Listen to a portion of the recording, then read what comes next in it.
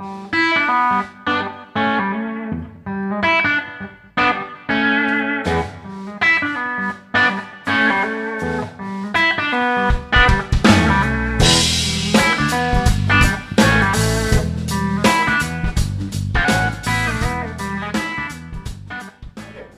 I'm here to talk today about other people's infrastructure. Who am I? I'm Brian the Coder, and I work for Dialexa, high-tech consulting firm. We do all kinds of stuff from embedded hardware development to telecom integration, kind of all over the map. And I'm a polyglot by nature. So most people have probably heard of OPM. If you have any interest in business, it's a term commonly used, and it stands for other people's money. It's basically about minimizing your risk by, instead of using your own money, you take someone else's. So, I mean, it's basically the concept behind raising money to start your business. So what I'm here to talk about is OPI. And the concept behind OPI is nowadays, there's so many hosted services and so much out there that you really don't have to focus on your infrastructure anymore. You can solely focus on building your app and iterating in what really matters to your business. I mean, it doesn't matter if you're how your web server stays up. It just matters that it stays up. So I'd like to kind of paint two pictures. The first one is the guy who embraces other people's infrastructure. He has time on his hand. He can sit and relax in a hammock, have some drinks, go scuba diving, parasailing, a nice meal, have good companionship. And then here's the other picture. This guy manages all his own stuff. So here's how it's developed over time, because he just kind of made do with what he could and what little time he had. He ends up eating stale pizza because that's all that's around, and drinking enough Red Bull to build something like this. And ending up like this, passed out his desk after trying to find out why his server went down till 3 a.m. in the morning. And ending up with customers who look like this. So, you may be saying to yourself, well, I'm pretty good at being a sysadmin. I know how to set up daemon tools, mod it, upstart, or run it. And, then I generally have a good idea of what's going on with Mun and Nagios, or, setting up some custom graphite stuff. But why would you? So I'm going to kind of cover what's out there and kind of explain, just kind of do some pros and cons and why you should or shouldn't use it and kind of when it's appropriate and when it's not. So the first one is kind of the one I'm going to cover is like the whole hog. It's where you just kind of throw your application up there and just kind of let it sit.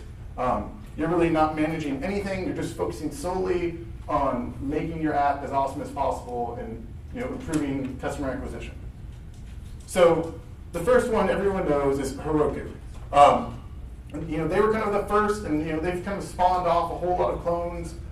There's now, everyone's now trying to do Heroku for blah. PHP Fog is Heroku for PHP.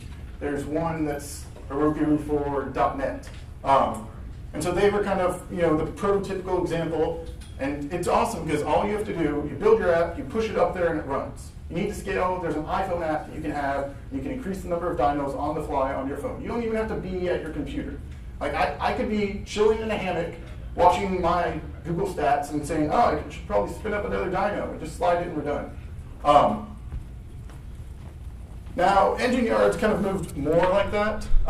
They used to be very, self-hosted, and you still manage all your stuff. They've gotten it now to where you can do a git push to deploy. It's kind of nice because you can have that level, but then if you need to, you can kind of go down onto the server level. You get SSH access, which you don't with Heroku.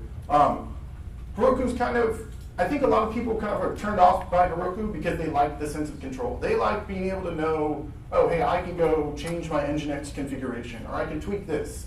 So for people who kind of still want a little bit of sense of control, Engine Yard's probably a great option. Now, the new one, new kid on the block is Cloud Foundry, which was kind of led by Ezra Mobius. He's a big fan of bugs, which is why I put that there. Anyways, I haven't had a chance to use it yet. I've heard and read a lot about it. It looks really interesting. I just haven't had time to learn how to build with it. It also has a command line tool that you can use to push to servers. They say that you're supposed to be able to kind of use it with any backend, but I haven't really seen any details about that. So you can use it with their cloud, or your cloud, EC2, Rackspace, whatever. So now we're going to kind of get more to the nuts and bolts level. So I'm going to make a statement, but I personally think if you're hosting your own database, you're probably doing something wrong. Because I don't want to learn how to scale a database. I just don't. And why would you want to focus on that when you have other people who, like, that's all they do? Like, they're focusing on making your database as fast as possible and making sure they can scale to whatever they need. So Amazon Web Services RDS, which is, I haven't played with it. I don't really do SQL stuff too much anymore. But I've had friends who have played with it, and he was trying to get it to fail over, and it failed over so fast that he couldn't even get a failure. So, I mean, it's really nice, and you can just kind of spin it up as you go. So it's not like the cheapest thing to get started with. I mean, it's much cheaper to just launch a MySQL instance on your server and just go with it. But it's nice because, as you grow and scale, you just buy more. FathomDB was a Y Combinator company. They were up, and then I went to their website, and apparently they're like reworking their architecture. But they actually support Postgres as well. And then Zeround is one I just found when I was looking at Roku's add-ons page. And they say they kind of do the same thing, elastically scalable MySQL. So mongoDB. So there's three here, but MongoHQ just bought Mongo Machine, or acquired, or however you want to say it. So now there's pretty much two out there, MongoHQ and MongoLab. If you're going to go with MongoHQ, don't do the free plan. The free plan is just not very stable. And the lowest plan is like $5 a month, so I mean, it's really nothing. There's really not much difference between the two, so it's kind of a personal preference. It'll be interesting to see what they do with Mongo Machine, because Mongo Machine kind of did more analytical stuff on your usage, which MongoHQ just really doesn't have an admin console or anything like that. So Couch, if you haven't played with CouchDB, it's really easy to get started. I mean, you can basically treat it like a Rails server. You post JSON, and it's stored.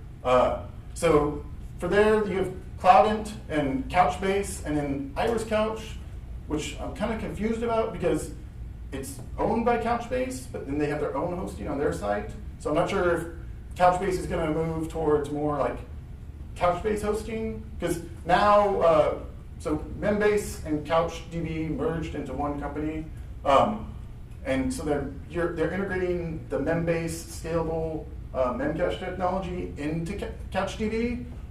So maybe this is going to be like pure Couch hosting, and then Couchbase is going to be for the new stuff, and then Cloudant. I don't use Couch, so I don't really have any personal experience with any of these services. I know the guys at Couchbase used to do Couch. They're smart guys, and I'd probably go with them over Cloudant because they're building the technology. Just kind of seems like a more obvious choice for me. So email, I never want to ever have to like configure postfix or any other mail server. Dealing with mail, I mean, it shouldn't, most of the time, I mean, I use SendGrid, you fire it up, you configure it, it's the action mailer plugin, and then you just go. And you can send email to anyone, you don't have to worry about spam lists, I mean, email gets really complicated if you want to do it well and right. So I'd rather just use one of these services. I tried Amazon's mail stuff, I could never get it to work. I've heard good things about Postmark. Personally, I haven't used it. Mailgun, I guess I left two off the slides. There's one from Heroku that only does incoming email, and you just give it a URL to your app, and it will just post the email as a JSON formatted body.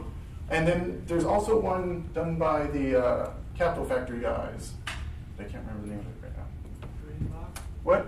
Other inbox? No, they also have an email hosting service. They haven't promoted it too much, and they were supposed to be building a Heroku plugin, but I haven't heard anything on that since then. Cloud SMTP. Yeah, that's it. Sorry, Cloud SMTP. So, and then we have telephony products. So if you want to send SMS, Twilio and Tropo will actually let you make calls, and you can even receive calls with Twilio. And so you could build your own automated phone system with Twilio and a Rails app, which is kind of freaking cool. And they're really cheap. I think they cost like 1 cent per SMS. That's right. Yeah. And so it's interesting to see, like, one thing that's, so I mean, all this stuff, kind of like having this as a hosted solution is kind of a new concept. And one thing you find that you see that's really interesting is they have no idea how to price this stuff. Like, it changes like pretty much month to month.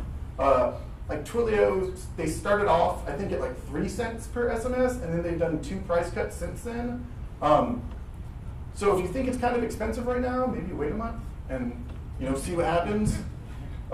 You'll even find a lot of the newer ones, like they'll start off free because they're not sure how the usage is going to be, so they don't really know how to price it out. And here's one that has totally screwed up on pricing.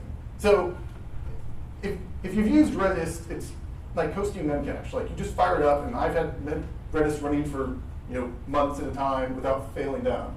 So here's the price of hosted Redis. So for $110 a month, you get 500 megabytes. You can find any hosted VPS for 20 bucks that will have 512 megabytes, fire that up, and configure Upstart and run Redis, and it will run forever. To me, there's just not enough value add here to kind of justify the additional expense. So I mean, and that's something you have to consider is, if it's something that's really easy for you and you already know how to do well, it's probably not worth the added expense to do a hosted service.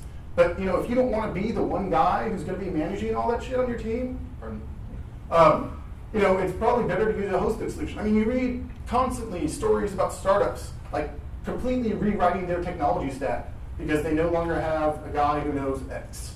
And with this, if you're using hosted services, you're not kind of like set to that disadvantage. I mean, you're still, if someone leaves who knows a language, you'll still be in trouble. But okay, so there's another. So rather than just having your infrastructure, key pieces of your infrastructure hosted, you can also offload kind of like the needs of your app. So let's say if you want to do like video processing. Video processing is very resource intensive, and there's a lot of like tricky legal issues there. Like, you may just think you can fire up FFmpeg and transcode like all you want, but there's licensing issues with codecs and all kinds of other stuff that you can potentially get in trouble for. So using Zencoder and coding.com would probably be a good idea. They're pretty cheap relatively, and I just kind of use it because processing images and video, it's very peaky, and it's kind of hard to build your system unless you want to constantly be spawning up different instances to handle processing. And then the little robot guy is for transload it, and they do thumbnails and image processing, and they'll even store it as S3. So a nice solution, like if you want to do image processing and you're using something like Heroku to where you can't really run a daemon, you can just use that. They're another company that's still kind of working out their pricing. They've changed it a couple times. And the Panda represents PandaStream. It's a open source hosted video processing service built by the guys at New Bamboo. So you can fire it up on an EC2 instance yourself. I think they actually have an Amazon image for it. But if you don't want to deal with maintaining it or making sure it's up, I just go with Panda. So, and there's even other stuff. So everyone likes to talk about real time now. So you can either run something like Faye and host your own real time process. But if you're running on Heroku, you pretty much can't host the real-time server there because they have a 30-second timeout limit. So you can't keep anything open longer than that. So the blue arrows in the middle are Pusher. Pusher is really easy. If any of you have used Travis CI, which is really cool if you haven't, it's a continuous integration server written in Ruby, but it uses Pusher for real-time notifications. Urban Airship handles like mobile notifications. So rather than having to store all that information and deal with it, you can work with Urban Airship, and they even do in-app payments. And then PubNub is another real-time service that's hosted. One thing that's nice about a lot of these hosted services, Pusher is great about this, but you get analytics on it. So rather than having to implement your own analytics system, a lot of these hosted services will kind of do it for you. So that's just like another thing you don't have to worry about. And then you even have stuff like Flying Sphinx, which is the wing in the corner, Web Solar Index Tank. You can have your own hosted search service out there, which would be great because then you can scale it, without having to really worry. DocRaptor creates PDFs and Excel files from HTML. Simple Worker actually kind of lets you do like delayed job or rescue in the cloud. You use their gem and create workers, and they'll all run on their system, and they'll also give you analytics and metrics about job uses and performance. So data. So not only can you save time and money and iterate faster by not having to set up your own stuff, but you can also save time and money by not building your own stuff. So the easiest example that everyone knows is authentication. So nowadays, pretty much every site that you see come out has Facebook authentication standard. And then Twitter is another one that you see around a lot of places. Now there's a service called Janrain out there that it's like hosted authentication, but it gets really expensive really quick. Like if you have over 100 users, it's not really feasible to be paying for it. Another place, social data. So, it used to be every new website you go to, you'd have to build up your new friend list. But nowadays, you can just pull stuff from Google or Facebook or Twitter, and you'll have the whole friend list, and then they can just find who's already on the site that they were friends with on the other site. It's a better kind of user experience and saves you time from having to model that up, because friend lists can get tricky and slow if you do them wrong. Geodata. So you have Foursquare, Simple Geo, Goala, and Factual. Factual is really great if you haven't played with it. It's basically a whole bunch of open data sets that you have an API. So you can get everything from like restaurants in a city, and with their new stuff, they actually will include like links to Yelp reviews, the restaurant's webpage, and all kinds of other extra information with it. They have a beer list that you can scrape.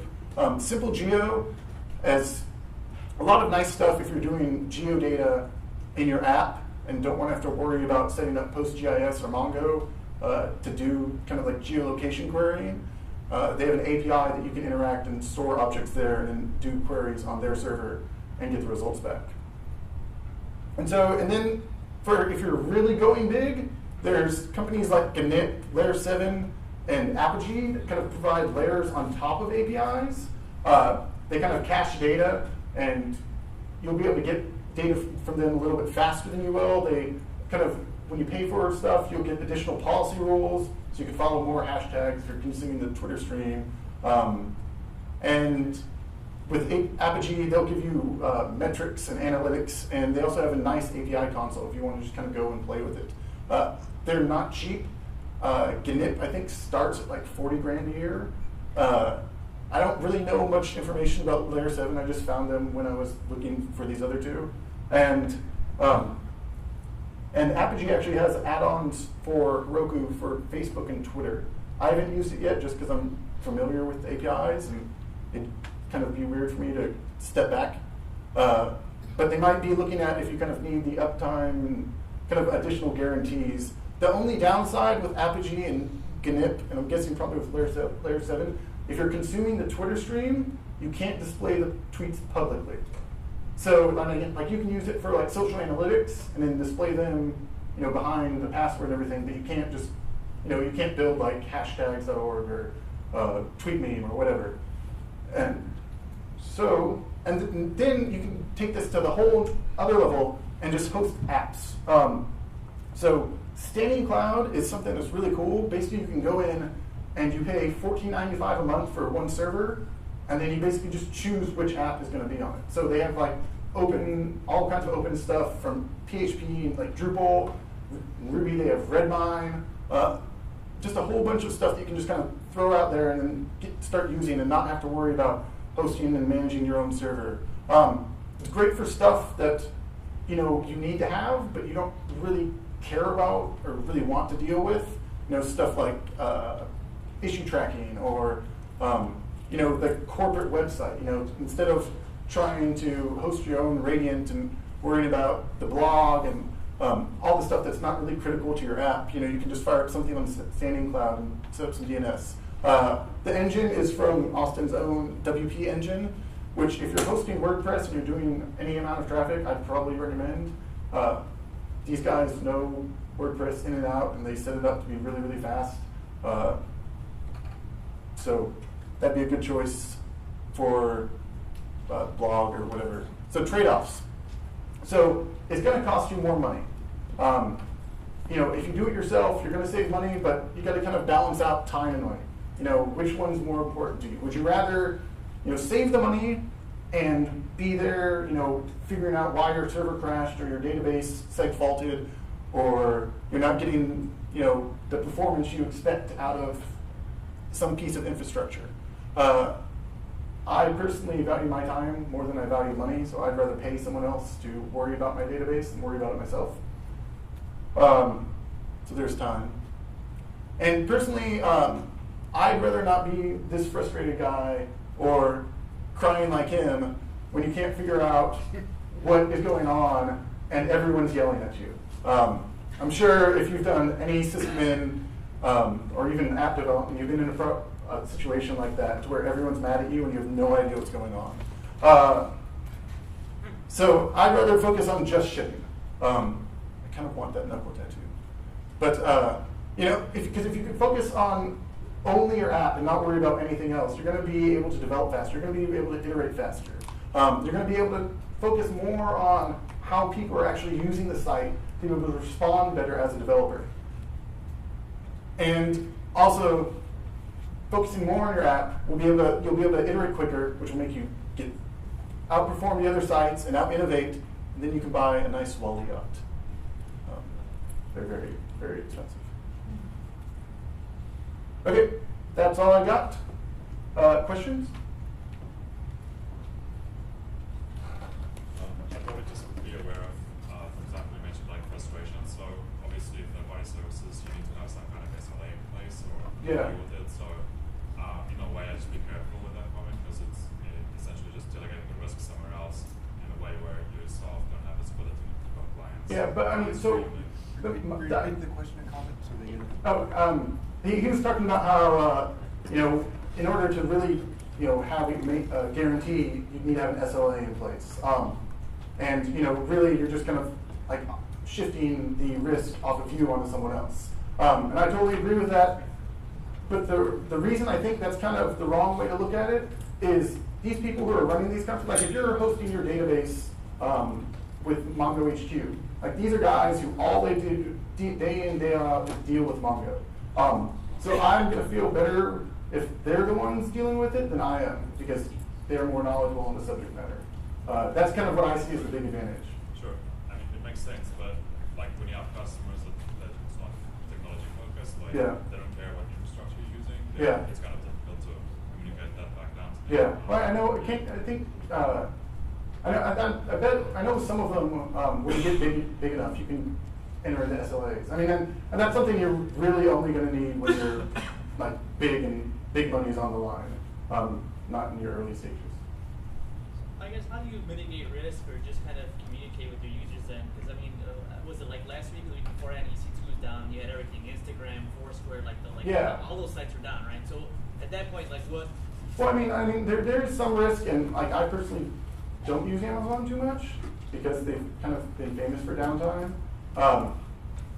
But I mean, you're running the same risk if you're basically using anything. Like if you're using any VPS, they can. Rackspace has had downtime. Linode had downtime. They've all had downtime.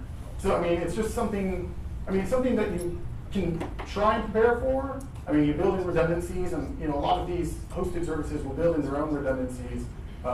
I know like Mongo will set you up, when you get to bigger sizes, they'll set you up with a replica set. So basically your data is written to 2 places at the same time. So I mean, you just gotta, I mean, it's no different than hosting your own stuff. You just gotta kind of prepare for it and in a different way, you know, than if you were hosting your own stuff. Any like any suggestions on what that way would be? Or? I mean, you gotta. I mean, just do you back up on your? Just have your own stuff just in case? Yeah, I mean, like you can set up. So I know most of them will actually do backups for you. I haven't ran into too many problems yet, but I mean, I just make sure that if a piece is going to go down, make sure you're alerted so you can deal with it as quickly as possible. And then also, I mean, just test a lot. Make sure that your application can handle the load because if your code sucks, it doesn't matter what's behind it. I mean, that's the best you can do, really. So I mean, like if you're mission critical and you're actually doing significant traffic, I'd contact these people and try and talk to an SLA. And if you get big enough, where you're spending a couple grand a month on this stuff, it may be worth hiring a guy to do just that. Because I mean, at that point you're basically paying someone's salary. So at a certain point, it doesn't make sense anymore, or it's not cost effective. But for most people, it will be for a long time. Anyone else? So what about latency? Do you notice any? I mean, in all the stuff you do you notice any latency? I've used hosted stuff, and I haven't noticed too much latency. A lot of the stuff is actually good or bad hosted on EC2. So if your app's hosted on EC2, the latency is next to nothing. But even with hosting my app on other VPSs, I haven't noticed anything too bad. Okay. I've got an app hosted on EC2. It's on Rails, and the numbers that I see in my browser don't quite match the numbers I see from the host side. So there is, in my experience, there's some latency there that I can't explain. I mean, it's on the order of a half a second, but that's something noticeable to the user. I haven't had anything that bad running on EC2 yet. But I'm running on a small instance, and it may be. One of the things that one of the companies, I've forgotten who, after the Judgment Day crash on Amazon, they basically size the pieces of their thing so they take the whole machine, so that there isn't somebody else running on the same physical machine as their app. Yeah. I don't do that, so there's maybe where it goes. Yeah, and plus, I mean, like you can also do reserved instances with EC2, give you lower rates. I think they have some additional guarantees in there. Put me on that though. Anything else? All right, thanks guys.